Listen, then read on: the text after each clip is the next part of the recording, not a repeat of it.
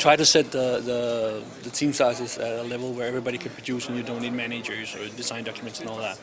It's basically a rapid prototyping exercise. But people still make some amazing games. I'm sure they do. They must do. Yeah, they must do.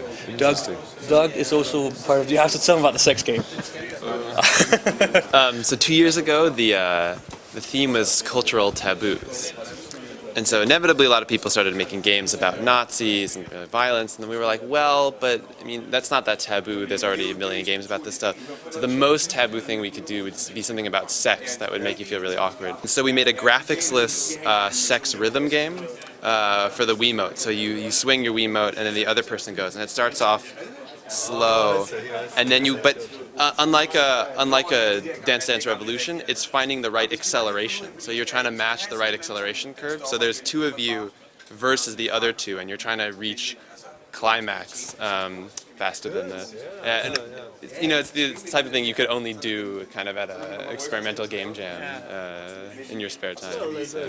Unless you're Rockstar and are doing Grand Theft Auto, of course, and then you do it as a hidden level in your game. But Confident. Yeah. But I mean, I think the nice thing about that type of thing is it's purposely trying to make you feel awkward. So like if we had actually had crude, whatever, sexual graphics, it would have almost been a catharsis. But since it's only in the other person's head, it's even more awkward for both. The psychological side is, because you know what your objective is just because you've said it is this, and you kind of whether or not you reach climax, as you say, it is that's a very interesting thing. Let's move on.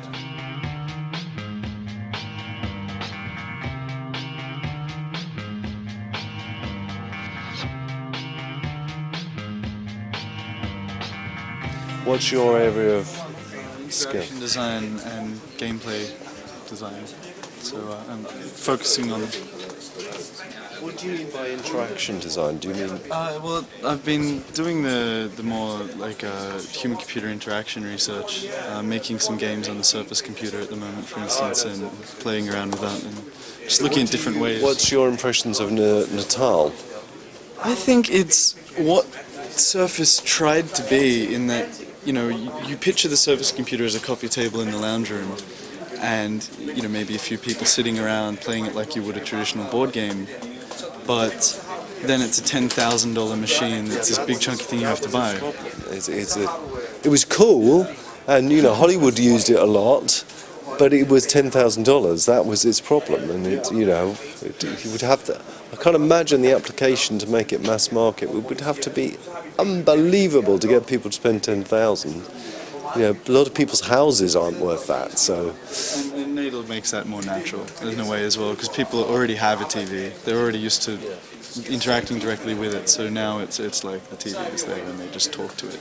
Yeah. Well, the one thing that Surface does have is that paradigm of the tangible surface. That's what it's what its title is. That Natal doesn't quite have. And the thing about Natal, when people first use it, they grossly overestimate what they have to do, which is really interesting. Videos of Felicia Day jumping around. My most exciting thing about Natal is when people they do all this stuff and then they get a bit tired and then they sit on the couch and they go, oh, he can still see me, and that's a cool moment, I think. Yeah. So what's the ideas? That's the tough bit. Yesterday must have been the tough bit, the brainstorm. Well, the main theme is deception. Nothing's more deceptive than a kiss. So, if you do a kiss, in my opinion, there's never been a kiss in a computer game. There's been, the mouths don't even meet in a computer game, but having a... There will be now. All right. We'll be having kiss, okay. Yeah. We'll be having lips approaching the player, getting closer and closer as you pass a few levels.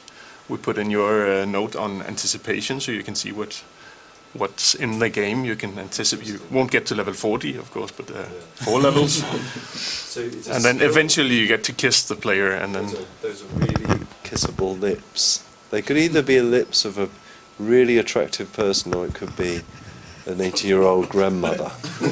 One or the other. That's the deception you're going to reveal. Hidden deception part in this, and we won't really reveal that now, but you're sort of on the right track.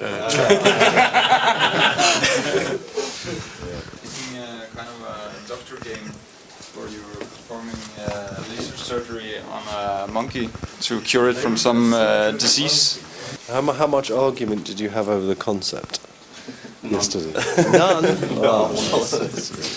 Not of the monkey anyway, but of the idea was it took all yesterday almost. It was a progression. We didn't have like fixed concept when we started out, but it came along on the way. Yeah.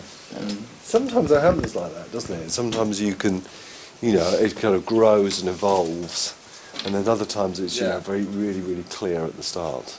I think actually both our ideas started more like a gag, and then they grew into something that started sounding like a real game. Yeah, it's funny how, so often in the design meetings we have at Lionhead, an idea comes from one single line, that somebody says, and then it sort of kind of grows out of that. And there was a feature in Fable 3, which was, it's kind of like your Kiss really, which was touch, and we were talking about computer games and how you never get to touch anything, and then just because we said that, this whole new game mechanic for Fable 3 came out, which is all, any time in Fable 3 you can reach out and touch anything and touch anybody and hold people by the hand and lead them along and guide them. That all came from that one sentence where we said, God, this is crap that you can't touch anything in the computer game. So, very often happens like that. Cool. Great. It's incredibly hot in here, isn't it?